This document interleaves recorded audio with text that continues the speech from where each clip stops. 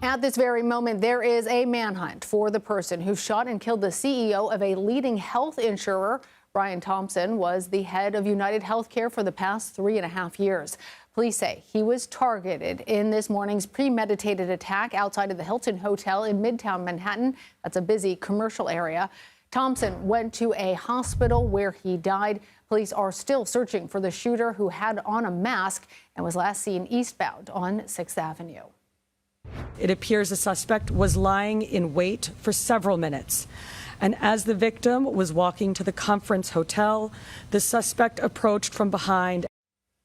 CBS News' Crime and Public Safety Unit Coordinating Producer Anna Schechter has been following all of this closely. So, Anna, what specifics do we have that indicate that this was a targeted attack? Well, people were walking by the hotel while the suspect was waiting for those 5 minutes, waiting for the victim. He was hiding behind a vehicle so that he wouldn't cause suspicion. He was wearing a mask, and he clearly had experience using a weapon. So when the victim walked over from his hotel at the Marriott, just down the street, crossed the street over to the Hilton, just a few blocks from here, the suspect walked around the vehicle just as the victim walked past and shot him in the back several times. The first bullet we've seen in surveillance video hit the victim, and the shooter continued to shoot. We see now, we've just learned he used a silencer, so he was ready. He pushed the tab for the suppressor to quiet that shot just before pulling the trigger. And then he fled. He fled north on 6th Avenue, jumped on a city bike, and actually rode north into Central Park. And that's where we lost a trace of him. So security cameras picked him up on that bicycle going into Central Park. And he was very savvy because he knew to use that cover. There aren't as many cameras once you enter Central Park. And so he was able to, we believe, change his clothes and escape detection. And he is still on the run hours later. This shooting happened, remember, at 6:45 a.m. Eastern. And Anna, as we understand it, Thompson wasn't even staying at this particular hotel. That's part of the level of detail that indicates that this was very well premeditated and planned out. Exactly. And that the suspect knew the timing that Thompson would be coming over. It's actually pretty early, 6:45 in the morning, to head to a conference, maybe to have coffee. The shooter had that intelligence and was 5 minutes early, waited for him to walk by, and as soon as he passed him, that's when he took his shot, Lana. Does that indicate something then to authorities about a motive? Well, this is the big question. I mean, you hear a CEO of a major health insurance company and your mind starts thinking about different. Absolutely. They're certainly looking. This is a major corporation. The stock price is extremely high. There's a big pot of money in the healthcare industry, and UnitedHealthcare has a huge chunk of that. So that is obviously, there are investigators looking at the white collar elements of this, but it also could be a personal dispute. All of these questions remain unanswered. There was a cell phone recovered at the scene. It is unclear if it was the suspect, but that forensic effort is now underway as well. Of course, investigators are interviewing the family that just learned of this shock today, and apparently he had been receiving threats, but he didn't deem it enough of a threat to hire security. So he traveled from Minnesota, his home in Minnesota, to New York City without security, and clearly was staying in the hotel as well without security, despite those threats. All right, Anna, thank you so much. Thank you. Right now, the New York City Police Department is giving an update on the search for the gunman accused of killing the UnitedHealthcare CEO Brian Thompson in a targeted attack. CBS News New York is all over this story. Let's go to their coverage from just moments ago. In New York City to speak at an investor conference, it appears the suspect was lying in wait for several minutes. And as the victim was walking to the conference hotel, the suspect approached from behind, striking the victim at least once in the back and at least once in the right calf. Many people passed the suspect, but he appeared to wait for his intended target. The suspect fled, first on foot, then on an e-bike, and was last seen in Central Park on Center Drive early this morning. The victim was removed to Roosevelt Hospital, where he was pronounced. We've been in touch with his family, his friends, and his colleagues, and they are very much in our thoughts and prayers. Investigative efforts of the New York City Police Department are well underway, and we will not rest until we identify and apprehend the shooter in this case. The women and men of the NYPD take enormous pride in to drive down crime and violence in our city. Right now, we are asking if you have any information about this case, call Crime Stoppers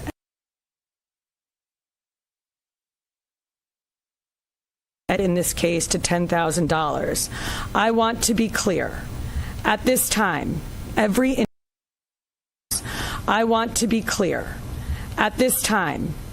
indication is that this was a premeditated, pre-planned, targeted attack. Millions of people will be enjoying the tree lighting tonight, among other holiday events, and the NYPD will be out there with them, keeping them safe. For some preliminary details about today's tragic incident, I pass it over to our Chief of Detectives, Chief Joe Kenny. Thank you, Commissioner. The information I'm about to give you is preliminary as our investigation is continuing. This morning at 6:46 a.m., patrol officers from Midtown North Precinct responded to a 911 call of a person shot in front of the Hilton Hotel located at 1335 Avenue of the Americas. This is between West 53rd Street and West 54th Street. At 6:48 a.m., officers arrive and find the victim, Brian R. Thompson, a 50-year-old male, on the sidewalk in front of the Hilton with gunshot wounds to his back and leg. Mr. Thompson was removed by EMS to Roosevelt Hospital, where he was pronounced dead at 7:12 a.m. Mr. Thompson is the CEO of UnitedHealthcare and resides in Minnesota. Detectives from Night Watch, Midtown North Detective Squad, and Manhattan South Homicide responded to the scene and began their investigation. What we know is that the shooter arrived at the location on foot about 5 minutes prior to the victim's arrival. He stands alongside the building line as numerous other people and pedestrians pass him by. From video, we see at 6:44 a.m., the victim is walking alone towards the Hilton after exiting his hotel across the street. We believe the victim was headed to the Hilton Hotel to attend the United Health Group Investors Conference that was scheduled to start at 8 a.m. The shooter appears to be a light-skinned male. He's wearing a light brown or cream-colored jacket, a black face mask, black and white sneakers, and a very distinctive gray backpack. The shooter steps onto the sidewalk from behind the car. He ignores numerous other pedestrians, approaches the victim from behind, and shoots him in the back. The shooter then walks toward the victim and continues to shoot. It appears that the gun malfunctions as he clears the jam and begins to fire again. The shooter then flees on foot northbound into an alleyway between 54th Street and 55th Street. Once at West 55th Street, the shooter continues to walk westbound on Avenue of the Americas, where he gets onto an electric e-city bike and rides northbound on the Avenue of Americas towards Central Park, where at 6:48 a.m. we have the shooter riding this bike into Central Park at Center Drive. At the scene, we recover 3 live 9mm rounds and 3 discharged 9mm shell casings. The motive for this murder currently is unknown, but based on the evidence we have so far, it does appear that the victim was specifically targeted. But at this point, we do not know why. This does not appear to be a random act of violence. We are seeking information from the public to help identify the shooter. As the Commissioner said, we have upped the reward up to $10,000 for information. You're urged to contact Crime Stoppers at 1-800-577-TIPS. All information will be kept anonymous. Thank you very much. All right, well, we're going to open up to a couple of questions. We're going to start off with Shimon, CNN. So it's about an hour and 20 minutes before the start of the conference. Is there any indication that he was going to meet someone? Because it's pretty early. Is he on his way to meet someone there at the conference? He leaves the hotel dressed like he's going to be attending the conference. We're working with his co-workers and other people that he planned on attending the conference with to get that information. But as of right now, he's in charge of the conference, so we believe he was getting there to help set up. Okay, and then just the city bike, if I may. Do we know where that city bike is now? Does he dock it or does he keep riding it? We're still tracking video. The last we see with him on that bike is in Central Park. Is there a way to track that bike? There are GPSs on those bikes. We'll be working with the company. All right, we're going to move over. We're going to go NJ Burkett. Thank you. Chief, were any words exchanged? If so, what were the words? And I'm told a cell phone was recovered in an alleyway on his escape route. Does that appear to be connected to the suspect? We're working through that cell phone. Obviously, we'll be processing it forensically. And as far as words being exchanged, we do not have audio of the incident. We only have the regular video. But nothing from witnesses? Nothing. Well, there was one witness standing right next to the victim when he was shot. We're still trying to identify that victim. Excuse me, that witness. We're going to go over to Aaron Katursky. Thank you. Chief, was he checked into the hotel across the street alone? Was he in the city alone? Was he accompanied by anybody? Did he have any known enemies or anyone that you've been able to find so far? Like I said, we're reaching out to law enforcement in Minnesota, and we're also interviewing his co-workers and family members to see if there have been any specific threats against him in the past. As far as who was he in the hotel with, we're doing a search warrant in his hotel room right now. That might lead us, give us some more information. All right, we're going to go over to Dean Moses. A couple of questions. One, based on the surveillance we've seen of this individual, do you feel like he's professional? You mentioned that he did the bullet spell. Do you feel like this was a professional individual who took this man's life? And also, will it affect in any way the tree lighting tonight? I'll answer the part about whether or not he's a professional. That, we have no way of knowing that. From watching the video, it does seem that he's proficient in the use of firearms, as he was able to clear the malfunctions pretty quickly. But as far as the tree lighting, I'll leave that to Chief Madrick. Yes. Good morning, Dean. Just really quick, this incident will not affect the tree lighting. The tree lighting is slated to start at 7 p.m. The show, the actual lighting of the tree, will be close to 10 o'clock, actually 9:55 p.m. We will have a massive police presence out there around Rockefeller Center from 52nd Street all the way down to 47th Street. We will have plainclothes out there, a plainclothes detail out there. We will have our CRC assets, our strategic response group assets. We will have our intel division out there, a lot of assets out there to make sure people can come out and have a good time. And we're going to have additional police officers in the subways as well, so people can take mass transit to make it easier to travel into the city and enjoy the tree. This is a terrible event, but we're going to go on, and people are going to enjoy the tree lighting tonight. All right, we're going to move on to Marsha Kramer. I wonder if you could tell me, the mayor said that there was evidence recovered at the scene that would indicate that this was not a random event. I wonder if you could tell me what that evidence was. And by looking at the gun, it appears that there's a silencer on the gun. Was there a silencer on the gun? And does this indicate not only that it was premeditated, but this is somebody who knew his way around guns and might have been a professional? Once again, we won't know that until we complete our investigation and identify the shooter or recover that firearm. You see a glimpse of the gun in video, so we're not able to make a determination on whether or not a silencer was used on that quick glimpse of video. Is that a silencer? We can't tell from that little glimpse of video. I'm not going to commit to saying that at this time. That would be part of our investigation. And what evidence did you... There's a cell phone recovered in the alleyway, and once again, we will process that forensically and see if it comes back to this shooting.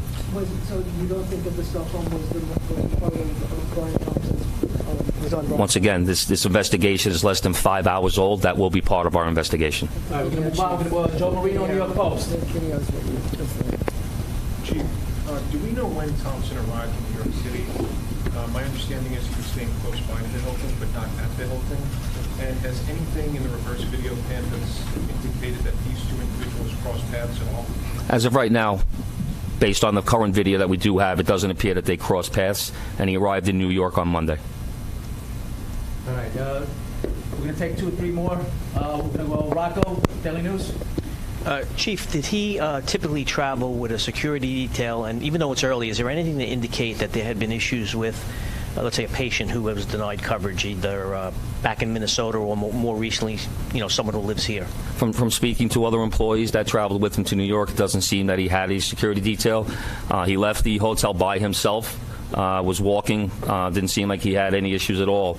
So I don't think he did not have a security detail. And as far as denied coverage, I know that's typically an issue with these major companies. Any reason to believe he had been the subject of a threat?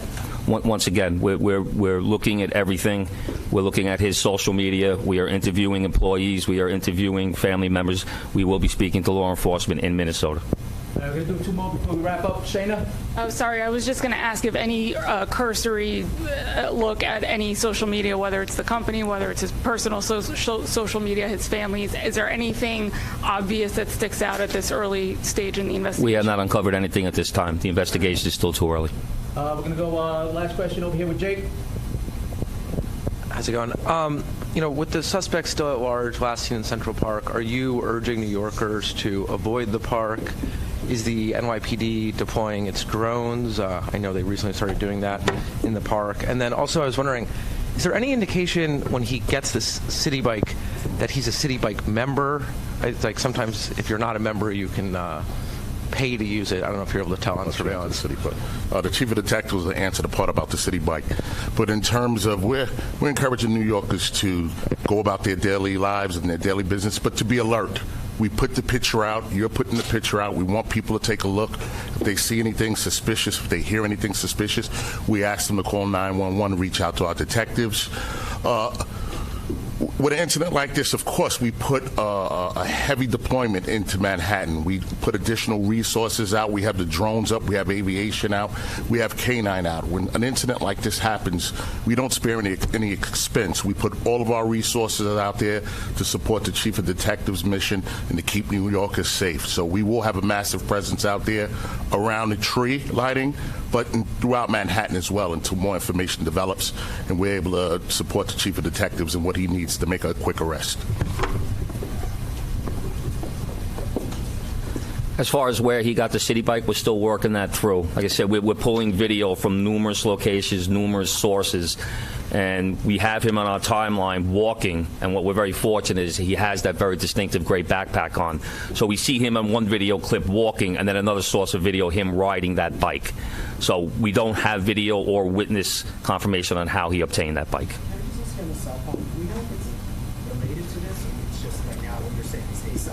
A cell phone was recovered. We will confirm that later on down if we, do our forensic examination. Thank you, everyone. This concludes our press conference. Thank you for your time and attention.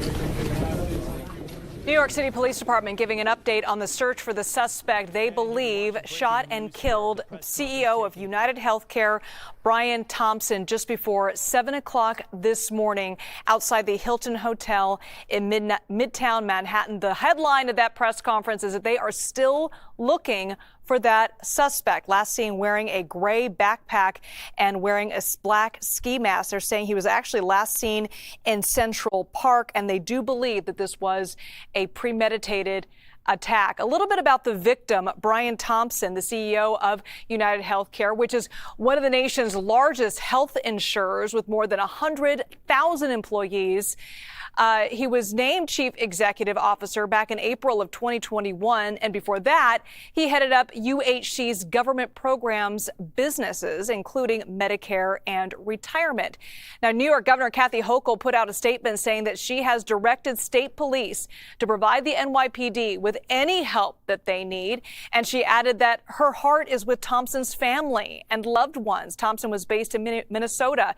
Her office is committed to ensuring the perpetrator is brought to justice.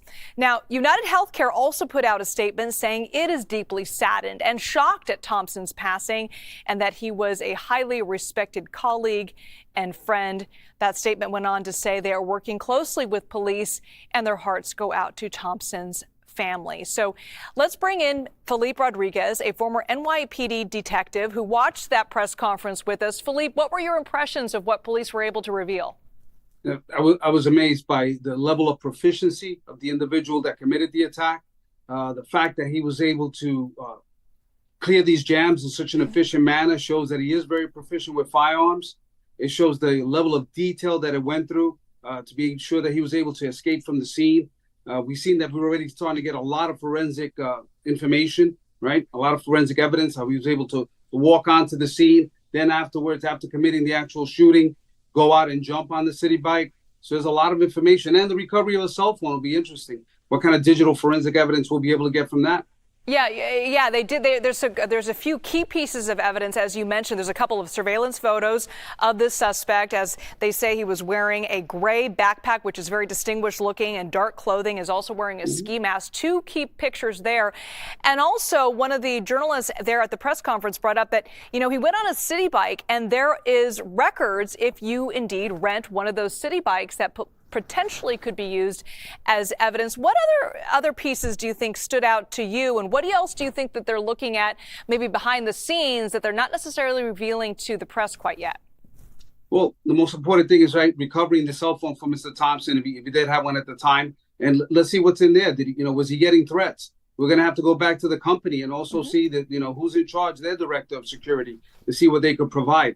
I just can't believe a gentleman at this level, of such a huge company like this, not having, EP executive protection with him, or at least a driver that was armed. So I found that a little bit, interesting. But we have to go back and see anything, forensically, the threats, emails, anything like that. And it's going to be a bit of work, but they'll get it done.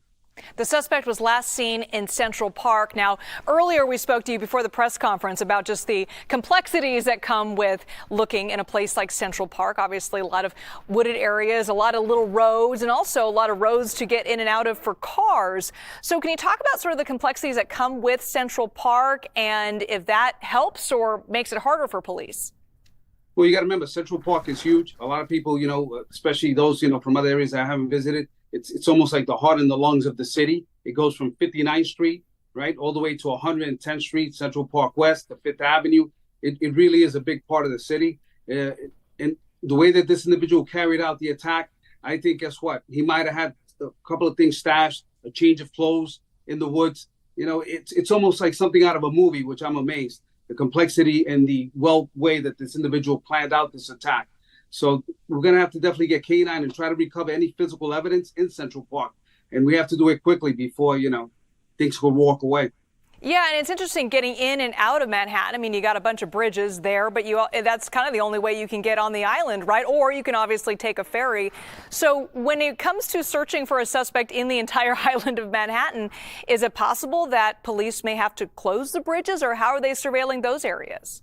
At this point, you know what's going to end up, the CCTV footage. But I'm telling you, the way he planned this out, I can see him having a change of clothes, everything hidden somewhere in Central Park, because he's aware of the cameras. That's why, you know what, he did have that mask on. That's why he's trying to, hide his identity, trying to make sure that we don't have any facial recognition in place.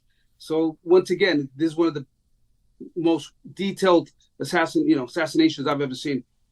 All right, Felipe Rodriguez, thank you so much for that insight.